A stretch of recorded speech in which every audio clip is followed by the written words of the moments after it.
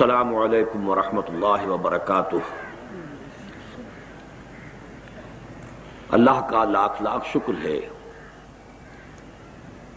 کہ جو بھی موانع پیش آئے اور جو بھی مشکلات سامنے آئیں ان سب کے علی الرغم اس کے فضل و کرم سے ہم اپنے اس پروگرام کی تکمیل کر سکے۔ ہر شے من جانب اللہ ہے اور کوئی شے اللہ تعالیٰ کی طرف سے آنے والی خیر سے خالی نہیں ہوتی۔ بیدک الخیر انک علی کل شیء قدیر۔ ہمارا رد عمل مختلف ہو جاتا ہے ہماری شارٹ سائٹڈنس کی وجہ سے۔ عسیٰ ان تحبوا شیئا وہو شر لکم وعسیٰ ان تکرہوا شیئا وہو خیر لکم اللہ یعلم وانتم لا تعلمون۔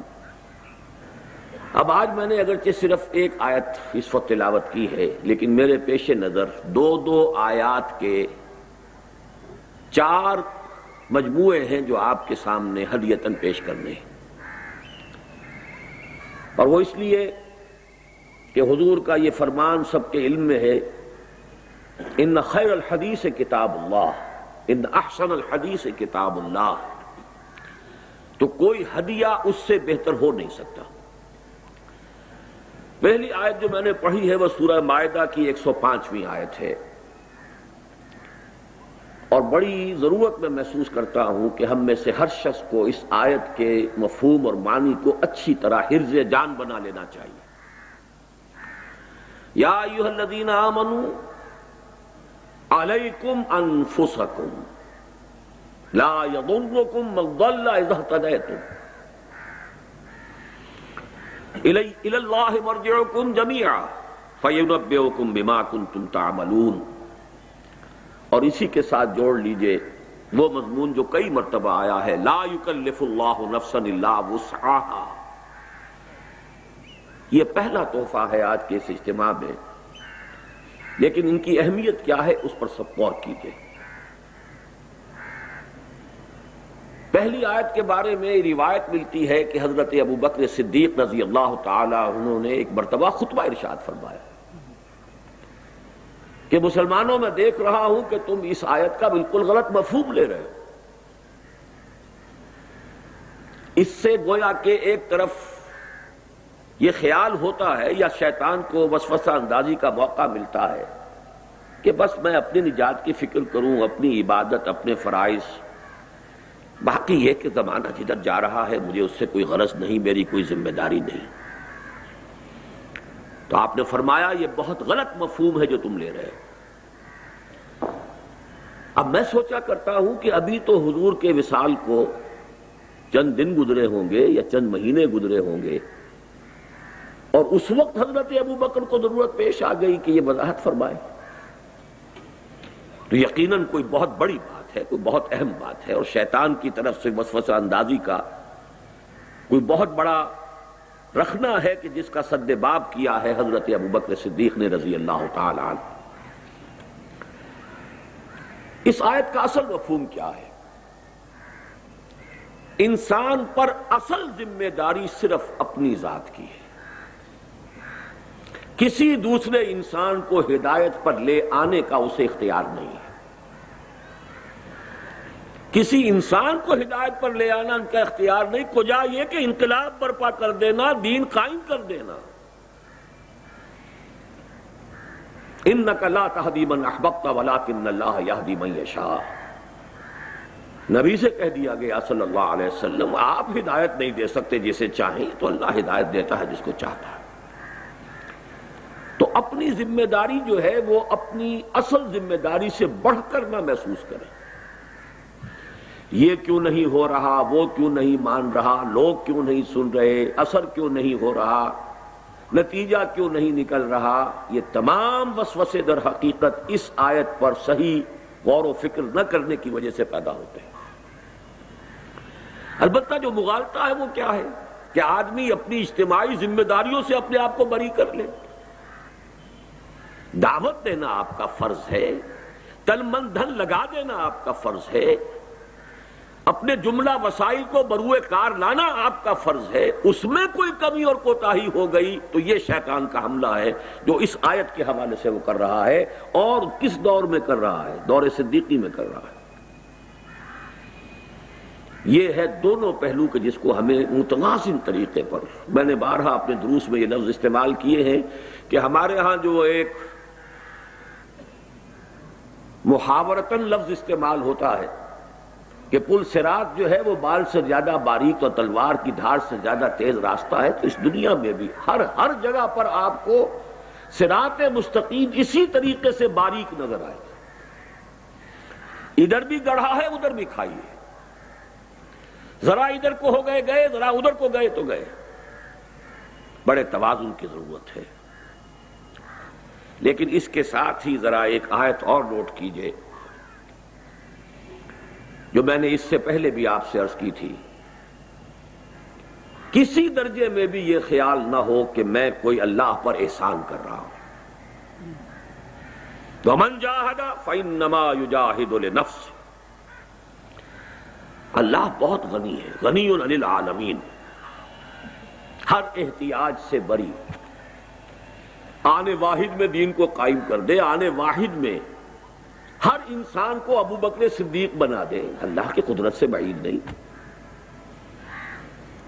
تو اچھی طرح سمجھ لیجئے خود غرضی میرے نزدیک بہت اہم ہے، بئی معنی کہ آپ یہ سمجھیے میں اپنے لیے کر رہا ہوں، کسی کے لیے نہیں۔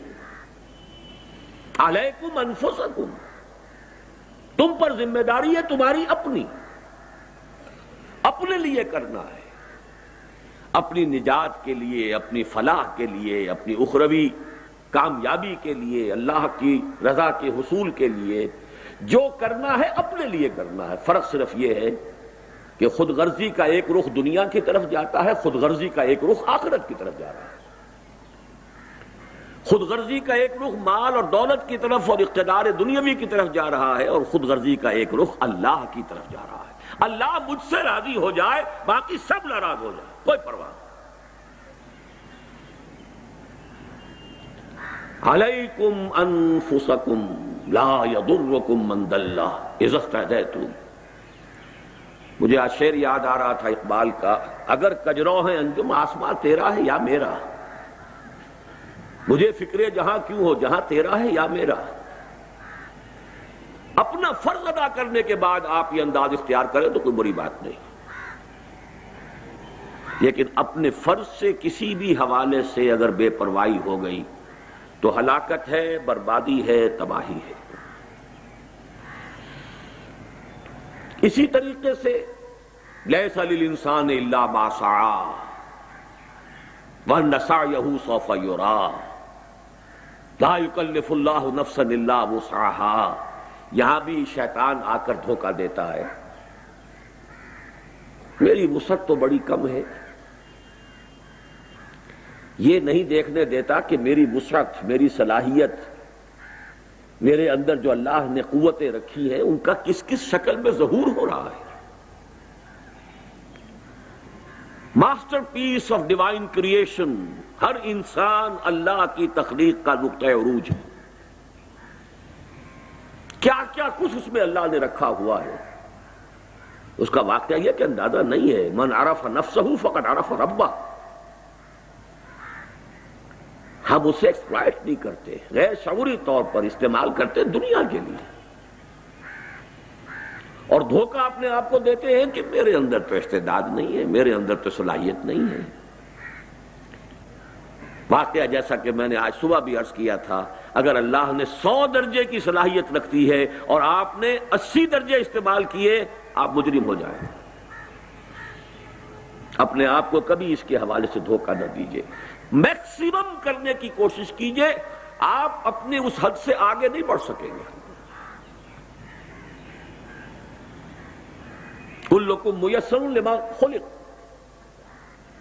وہ اپنی جگہ ہے، لیکن اپنی سعی میں، اپنی کوشش میں، اپنی انڈیور میں، اپنی جد و جہد میں، اپنے انفاق مال میں، اپنے بذل نفس میں اگر اس حوالے سے کوئی کمی ہو گئی تو یہ بھی اس آیت کا غلط مفہوم ہوگا، اور گویا کہ قرآن مجید جو خود کہتا ہے اپنے بارے میں یضل من یشاء، اللہ جس کو چاہتا ہے اس قرآن کے ذریعے سے گمراہ بھی کر دیتا ہے، یضل بہ کثیرا ویہدی بہ کثیرا وما یضل بہ الا الفاسقین۔ اپنی نیت کے حوالے سے تو پہلا تحفہ یا ایھا الذین آمنوا علیکم انفسکم، پوری خود غرضی، میری فلاح۔ دو جگہ قرآن مجید میں فرمایا گیا ہے کہ قیامت کے دن تم چاہو گے ہمارے باپوں کو بھی جھونکو جہنم میں، اور ماؤں کو بھی جھونکو، اور بیویوں کو بھی، اور اولاد کو بھی، کسی طرح مجھے بچاؤ۔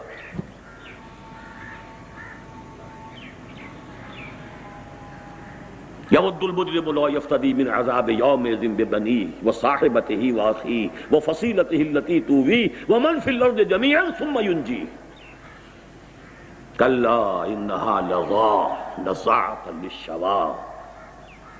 یہ خود غرضی، وہ نفسا نفسی جو قیامت کے دن ہونی ہے، آج ہونی چاہیے۔ پوری خود غرضی، پوری نفسا نفسی آج ہونی چاہیے۔ اب اسی کے حوالے سے دو آیات کا جوڑا اور ہے۔ یا ایھا الذین آمنوا قوا انفسکم واہلیکم نارا وقودھا الناس والحجارہ علیہا ملائکۃ غلاظ شداد لا یعصون اللہ ما امرہم ویفعلون ما یؤمرون۔ یہ تو ہمارے منتخب نصاب کی آیت ہے، آپ میں سے اکثر کو ازبر ہوگی، لیکن اس کا جوڑا کیا ہے وہ بھی نوٹ کر لیجئے۔ یا ایھا الذین آمنوا لا تتخذوا آباءکم واخوانکم اولیاء ان استحبوا الکفر علی الایمان ومن یتولہم منکم فاولئک ھم الظالمون۔ دیکھیے انسان کے دنیاوی رشتے جو ہیں، اہل میں اہل بیت سب سے پہلے، اولاد، باپ، بھائی، قریب ترین رشتے یہی ہیں۔ پہلی ذمہ داری اپنی ذات کے بعد آپ پر ان کی ہے۔ یہ بہت غلط ٹرینڈ ہمارے ہاں چل پڑا ہے، بھاگ دوڑ، دور دراز کی دعوت اور تبلیغ، اور اپنے گھروں کی طرف دھیان نہیں۔ Something is wrong somewhere۔ اگر تو خلوص کے ساتھ ہے تو کیسے ممکن ہے کہ سب سے پہلے آپ ان کے لیے بھلائی نہ چاہیں گے؟ دو چار کی طرح کی بات ہے، ان سے زیادہ پیارا کون ہوگا؟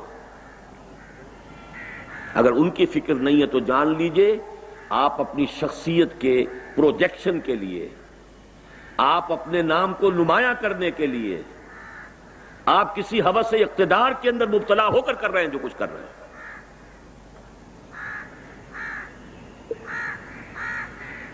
ورنہ سب سے پہلا معاملہ گھر، اہل و عیال، باپ اور بھائی۔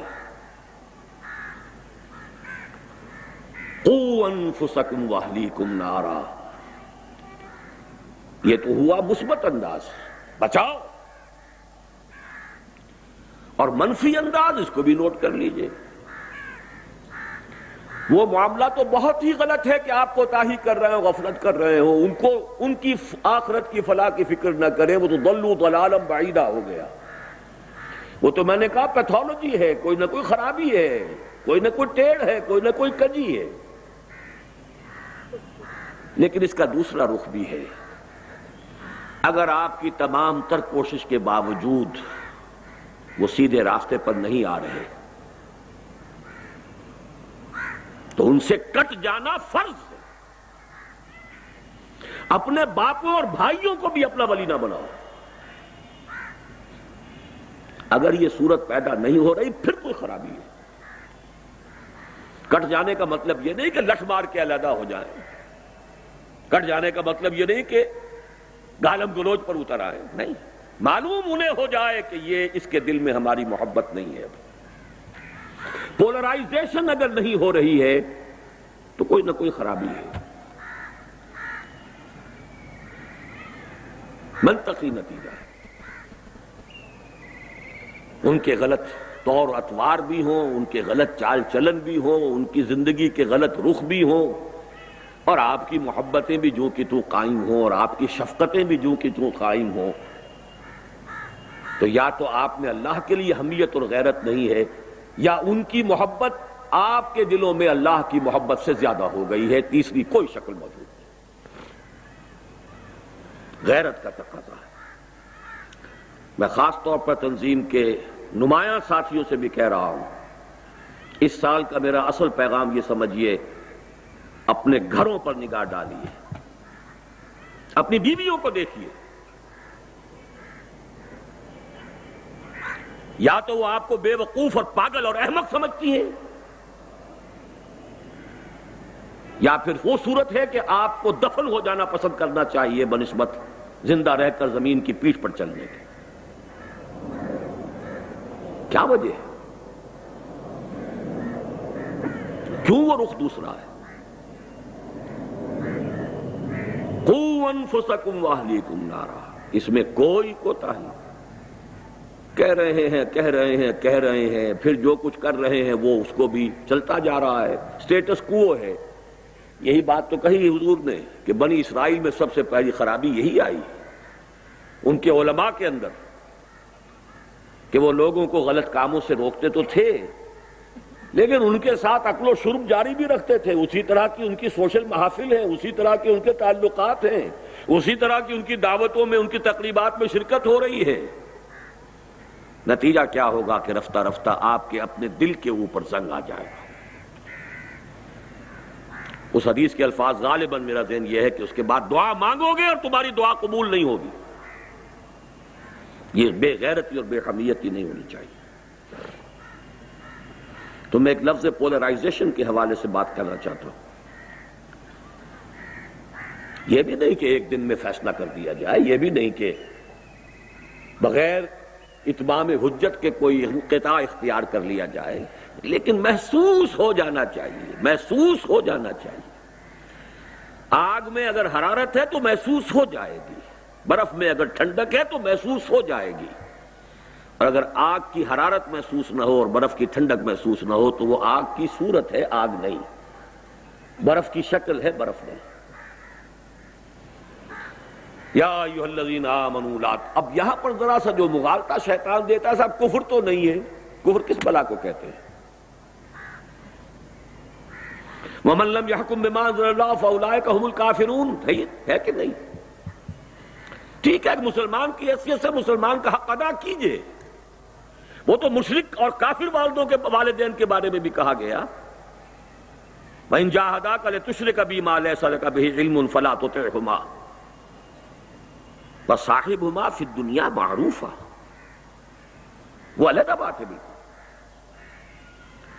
لیکن اس کو اچھی طریقے سے سمجھ لیجئے کہ جو کفر کا ساتھی ہے وہ اللہ کا دشمن ہے، جو کفر کی نوکری کر رہا ہے وہ اللہ کا دشمن ہے، جو کفر کی چاکری کر رہا ہے وہ اللہ کا دشمن ہے.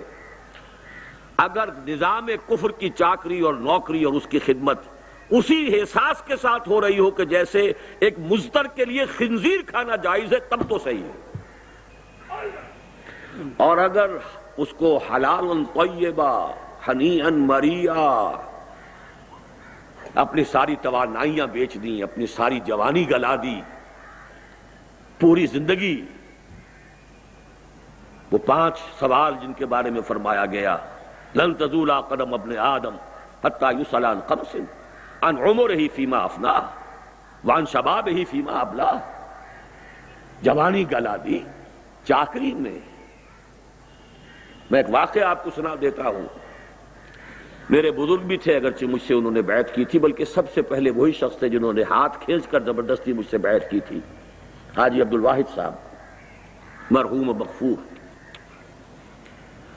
ایک خاص زمانہ تھا، 1930 میں انہوں نے ایم اے انگلش کیا تھا.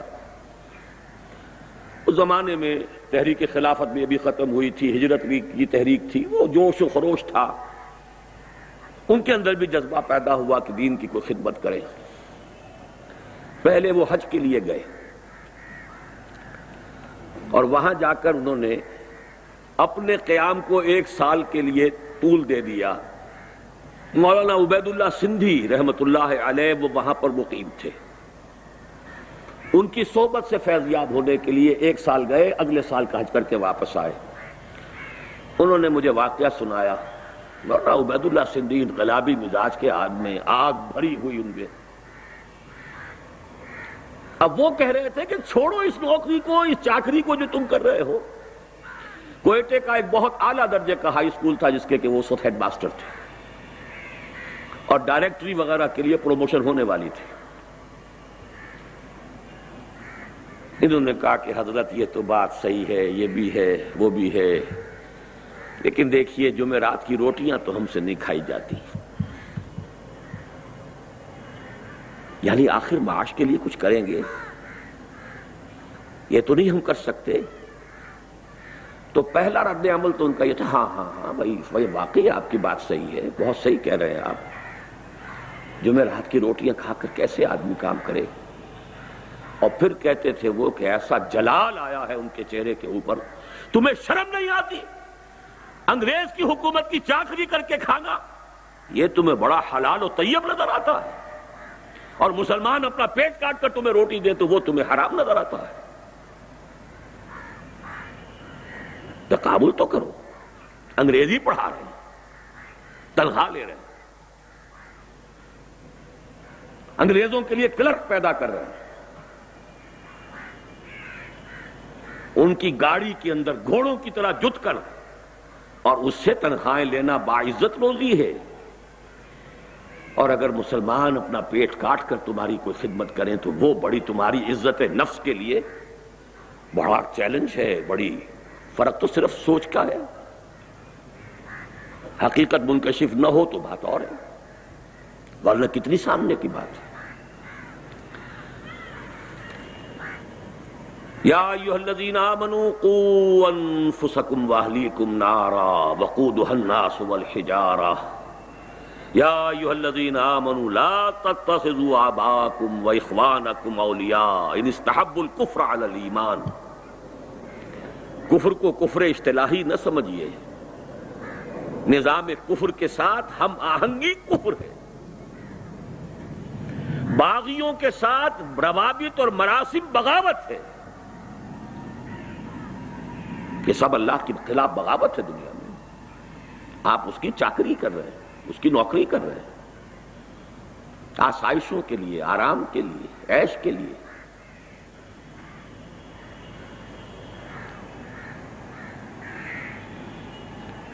تیسرا جوڑا، اصل شے جو فیصلہ کن ہے وہ کیا ہے؟ انسان کو اگر اللہ نے ہدایت دی ہے تو اس ہدایت کو مضبوطی سے تھامو۔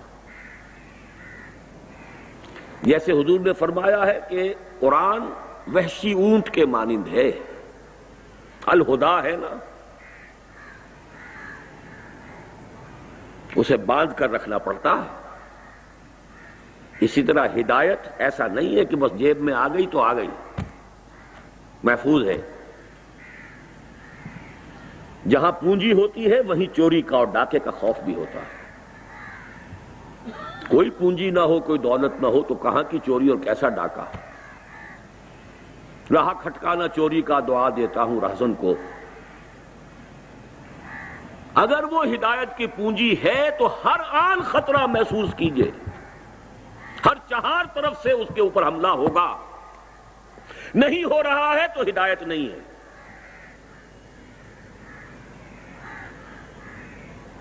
آپ کے والدین آپ پر حملہ کریں گے، آپ بڑے میٹھے میٹھے الفاظ میں کریں، آپ کے گھر والے، انما اموالکم واولادکم فتنہ، یا ایھا الذین آمنوا ان من ازواجکم واولادکم عدوا لکم فاحذروہ۔ آپ کے دوست، آپ کے احباب بڑی خیر خواہی سے، بڑی خلوص سے آپ کو وہاں سے ہٹانے کی کوشش کریں گے۔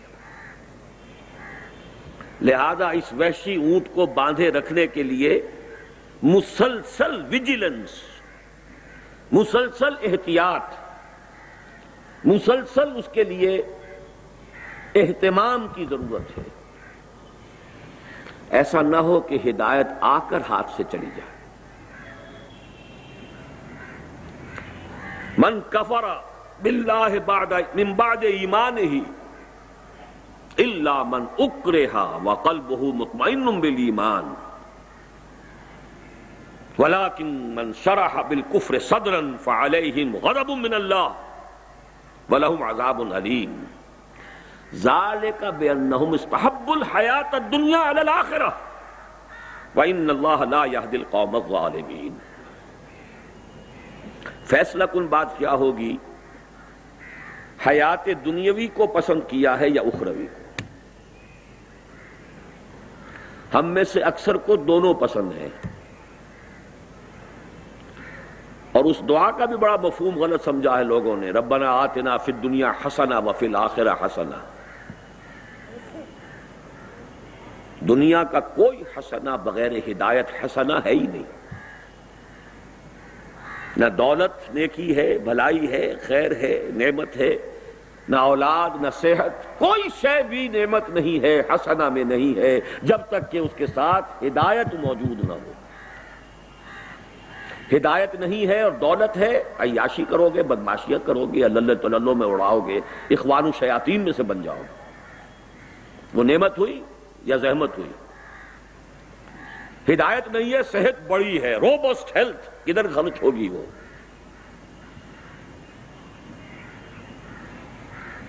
کوئی شے نعمت نہیں.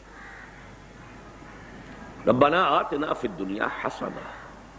ہاں اللہ ہدایت کے ساتھ جو بھی حسنات ہیں ہمیں عطا فرما، لیکن بغیر ہدایت کوئی شے حسنہ نہیں ہے. اصل فیصلہ کن بات یہ ہے کہ آخرت کے طالب ہو یا دنیا کی. اگر اس میں فیصلہ نہیں کیا ہوا ہے، واضح فیصلہ، شعوری فیصلہ، تو قدم قدم پر واپسی کا، پسپائی کا، ارتداد کا اندیشہ ہے. ارتداد معنوی، ارتداد کسے کہتے ہیں؟ لوٹ جانا، پسپائی اختیار کرنا. ایک قانونی ارتداد ہے کہ اسلام سے کفر کی طرف چلا جائے، اور ایک یہ معنوی اور باطنی ارتداد ہے کہ ہدایت سے، راستے سے پیچھے ہٹنا شروع کر دے. ذالک بانہم آمنوا ثم کفروا ثم آمنوا ثم کفروا ثم ازدادوا کفرا. اور یہی بات آئی ہے فاما من طغی وآثر الحیاۃ الدنیا فإن الجحیم ہی المأوی. جو سرکشی کی روش اختیار کرے گا اور حیات دنیاوی کو ترجیح دے گا. بس فیصلہ کن بات یہ ہے، ترجیح کس کی ہے؟ آپ کی ویلیوز معین ہو جانی چاہیے. دنیا بری نہیں ہے، لیکن آخرت کی کاسٹ پر نہیں. آخرت کے ساتھ سوکھی روٹی مل جائے بہت بڑی نعمت، اچھا کھانے کو دے دے اللہ. قل من حرم زینۃ اللہ التی اخرج لعبادہ والطیبات من الرزق. کوئی بری بات نہیں، رہبانیت نہیں ہے اسلام میں، لیکن اپنے فرائض کو ادا کر اپنی ذمہ داریوں سے عہدہ برا ہونے کے بعد اب اگر کر سکتے ہو کرو. یہاں مجھے وہ حدیث یاد آ رہی ہے کہ حضور نے فرمایا وہ جو 7 انسان ہیں کہ جن پر اللہ تعالیٰ خاص جن پر سایہ فرمائے گا، عرش کے سائے میں جگہ دے گا. وَرَجُلٌ قَلْبُهُ مُعَلَّقٌ بِالْمَسَاجِدِ. وہ انسان کہ جس کا دل اٹکا رہتا ہے مسجد ہی میں، آتا ہے دھندے کے لیے، کاروبار کے لیے، لیکن معلوم ہوتا ہے کہ میں یہاں کی شے نہیں ہوں، مجبوری ہے. اور اس کو بھی سمجھ لیجئے کہ یہ کس دور کی بات ہے؟ جبکہ اللہ کا دین قائم ہو چکا ہو. اب نیکی کا سب سے بڑا مظہر مسجد کے ساتھ معلق ہو جانا ہے. اگر اللہ کا دین قائم نہیں ہے تو اب ایمان کا سب سے بڑا مظہر اس جد و جہد، اس جہاد کے ساتھ معلق ہو جانا ہے. جو وقت اور جو لمحہ بھی اس کے سوا صرف ہو رہا ہے وہ گویا مجبوراً ہو، بالمکرہ، بالاکراہ. کیا کریں، مجبوری۔ اس سے زائد اگر allocation of time, allocation of energies, اگر اس میں یہ نسبت و تناسب الٹی ہو گئی تو فلاح اور فوز ہاتھ سے پھسل جائیں گے۔ یہ ہدایت ہر وقت گویا کہ پھسلنے والی شے ہے، اس کو تھام کر رکھنا آسان کام نہیں۔ چوتھا اور آخری جوڑا، اور اس کے ساتھ میری زندگی کا ایک اہم واقعہ وابستہ ہے۔ 1951 کی بات ہے، اسلامی جمعیت طلبہ کا سالانہ اجتماع تھا۔ میں لاہور کا ناظم منتخب کیا گیا تھا اسی سال۔ سالانہ اجتماع کے موقع پر خرم جاہ مراد صاحب، جو اب جماعت اسلامی کے نمایاں لوگوں میں سے ہیں، نائب امراء میں سے ہیں، وہ ہمارے ساتھی تھے جمعیت میں۔ میں نے تو کبھی یہ ذوق و شوق پالا نہیں، یہ آٹوگراف بک کبھی میرے پاس رہی نہیں۔ بہرحال انہوں نے اپنی آٹوگراف بک میرے سامنے رکھی، اس پہ کچھ لکھ دیجئے۔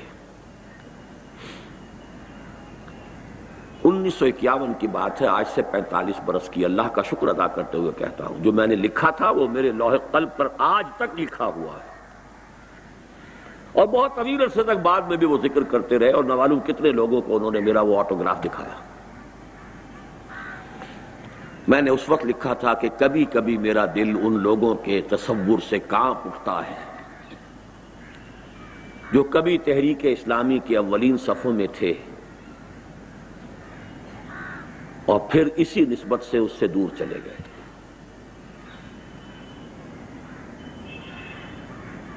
میں خود الحمدللہ الذی ہدانا لہذا وما کنا لنہتدی لولا ان ہدانا اللہ کے بعد اب اس دعا کا سہارا لیتا ہوں کہ ربنا لا تزغ قلوبنا بعد اذ ہدیتنا وہب لنا من لدنک رحمہ، اور اسی کا مشورہ میں اپنے بہترین دوستوں کو دیتا ہوں۔ یہ 1951 کی میری تحریر ہے، آج سے 45 برس قبل۔ نومبر 1951 تھا جس میں کہ وہ جمعیت طلبہ کا جلسہ تھا۔ بس یہی میرا آج کا آخری جوڑا ہے آپ کے لیے۔ ہرگز نہ سمجھیے گا کہ یہ کوئی ہماری یافت ہے، ہم نے خود تلاش کیا ہے، ہم نے خود پایا ہے۔ میں تو علی وجہ البصیرت جانتا ہوں، اللہ نے نہ معلوم کہاں کہاں سے موڑ کر مجھے اس رخ پر ڈالا، نہ معلوم کہاں ہوتے کیا کر رہے ہوتے۔ اللہ اسباب پیدا کرتا ہے، رخ موڑ دیتا ہے۔ کدھر جا رہے ہیں؟ یا ابراہیم لہذا خلقت ام لہذا امرت؟ ابراہیم ابن ادہم رحمت اللہ علیہ بادشاہ تھے، شکار کھیل رہے تھے، کہیں سے آواز سنائی دی ہے، کسی ہاتف غیبی کی یا ان کی اپنی روح کی کوئی پکار قلب کی گہرائیوں سے نکلی ہے، اے ابراہیم کیا اس کام کے لیے پیدا کیے گئے تھے؟ کیا اس کا تمہیں حکم ہوا تھا؟ یا ابراہیم لہذا خلقت ام لہذا امرت؟ تو اللہ تعالیٰ نے جس کو بھی ہدایت دی ہے جان لے اس کا فضل ہے، اس کا کرم ہے، اس نے چن لیا ہے، فخر کیجئے۔ هو اجتباکم، اس کی نگاہ کرم نے چنا ہے آپ کو، اس کا فضل خداوندی آپ کے ساتھ شامل حال ہوا۔ ان فضلہ کان علیک کبیرا، ورنہ کتنے موڑ زندگی میں آتے ہیں، ذرا سا قدم ادھر سے ادھر ہو گیا ہوتا تو نہ معلوم انسان کہاں سے کہاں پہنچا ہوتا۔ الحمدللہ الذی ہدانا لہذا، کل شکر کل حمد کل ثنا اس اللہ کے لیے ہے جس نے ہمیں ہدایت عطا فرمائی۔ وما کنا لنہتدی لولا ان ہدانا اللہ۔ قرآن مجید میں یہ الفاظ آئے ہیں اہل جنت کے ترانہ حمد کے طور پر کہ جب وہ جنت میں داخل ہوں گے تو شکر ادا کریں گے، کیونکہ ہدایت جو ہے اس کے بہت سے مراحل ہیں۔ ہدایت ابتدائی بھی ہے، ہدایت تکمیلی بھی ہے، ہدایت راستے کا دکھا دینا بھی ہے، ہدایت راستے کا سمجھا دینا بھی ہے، اور ہدایت منزل تک پہنچا دینا بھی ہے۔ اس وقت وہ ترانہ حمد ہوگا، اس اللہ کا شکر ہے جس نے ہمیں یہاں پہنچایا۔ ہم ہرگز نہ پہنچ پاتے اگر اللہ نہ پہنچاتا۔ کوئی عجب نہ ہو، کوئی فخر نہ ہو، کوئی اپنی کسی اللہ نے صلاحیت اگر دی ہے تو اس کے اوپر کوئی تکبر نہ ہو۔ جو کچھ ہے اللہ کی طرف سے ہے، اس کا فضل ہے، اس کا کرم ہے، اس نے پہنچایا ہے۔ اور اس کے بعد بھی ربنا لا تزغ قلوبنا بعد اذ ہدیتنا۔ پچھلے دنوں میں نے خطبات جمعہ کے اندر آپ کو یاد ہوگا بلعام بن باعورہ کے موضوع پر کئی خطبے دیے تھے، اور پاکستان کے حالات کو پھر اسی سے مستنبط کیا تھا۔ الذی آتیناہ آیاتنا، ایک ایسا شخص جسے ہم نے اپنی آیات عطا کر دی تھی۔ وَلَوْ شِئْنَا لَرَفَعْنَاهُ بِهَا وَلَكِنَّهُ أَخْلَدَ إِلَى الْأَرْضِ۔ ہم چاہتے تو اسے اور ترفع عطا کرتے، اور بلندی عطا کرتے، اور آگے کے مراحل کی طرف رہنمائی ہوتی، لیکن وہ بدبخت زمین کی طرف دھنستا چلا گیا۔ زمینی خواہش، اور جہاں تک روایات کا تعلق ہے ایک لغزش، ڈرتے رہنا چاہیے، کانپتے رہنا چاہیے۔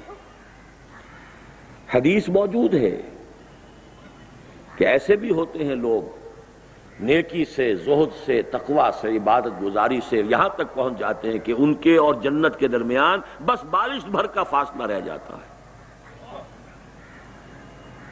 اور اس کے بعد تباہی آتی ہے اور جہنم میں پہنچ جاتا ہے۔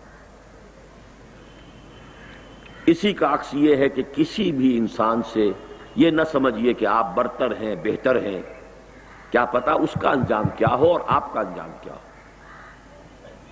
اللہ اس کو ہدایت دے، کہیں سے کہیں پہنچا دے۔ اسی حدیث کے الفاظ ہیں کہ ایک شخص اپنے کفر میں اور معصیت میں بڑھتا رہتا ہے، بڑھتا رہتا ہے، بڑھتا رہتا ہے، یہاں تک کہ اس کے اور جہنم کے درمیان ایک بارش کا فاصلہ رہتا ہے، اور پھر زندگی میں انقلاب آ جاتا ہے۔ تو اس انقلاب معکوس سے اللہ ہمیں بچائے، اور اس کا طریقہ یہی ہے کہ ہرگز نہ سمجھا جائے کہ کوئی ہمارا کمال ہے، کوئی ہماری صفات ہیں، کوئی ہماری خوبیاں ہیں۔ جو کچھ ہے اللہ کی دین ہے، عطا ہے، اس پر شکر ادا کیجئے، اس کو مضبوطی سے تھام کر رکھنے کی کوشش کیجئے، آخرت کو دنیا پر ترجیح دیجئے، اپنے بس میں جو کچھ ہے کر گزریے، لیکن اس سے زائد اپنی ذمہ داری مت سمجھیے۔ ہوتا ہے ہو، نہ ہوتا ہو نہ ہو، ہم مکلف نہیں، لیکن اس پر مکلف ہے کہ اپنا تن من دھن لگا دیں۔ بس اس کے بعد میں اللہ تعالیٰ کا شکر ادا کرتے ہوئے اور آپ سب لوگوں کا شکریہ ادا کرتے ہوئے، مجھے خوب اندازہ ہے جو مجھ پر بیتی ہے وہ میں جانتا ہوں، لیکن یہ کہ مجھے احساس ہے جو آپ لوگوں پر بیتی ہے، لیکن یہ کہ بہرحال اللہ اس بے آرامی کو، اس مشقت کو قبول فرمائے، میرے اور آپ کے لیے باعث رحمت فرمائے۔ ہمارے جو ساتھی بیمار ہیں اللہ تعالیٰ انہیں شفا عطا فرمائے، جو ہمارے ساتھی حال ہی میں انتقال کر گئے ہوں یا پہلے انتقال کر گئے ہوں اللہ سب کی مغفرت فرمائے، زندوں کی بھی مغفرت فرمائے اور فوت شدگان کی بھی مغفرت فرمائے، اور مردوں کی بھی مغفرت فرمائے اور خواتین کی بھی مغفرت فرمائے، اور اللہ تعالی ہمیں اس ہدایت جو اس نے ہمیں دی ہے اس پر استقامت کاملہ عطا فرمائے۔ اقول قولی ھذا واستغفر اللہ لی ولکم ولسائر المسلمین والمسلمات۔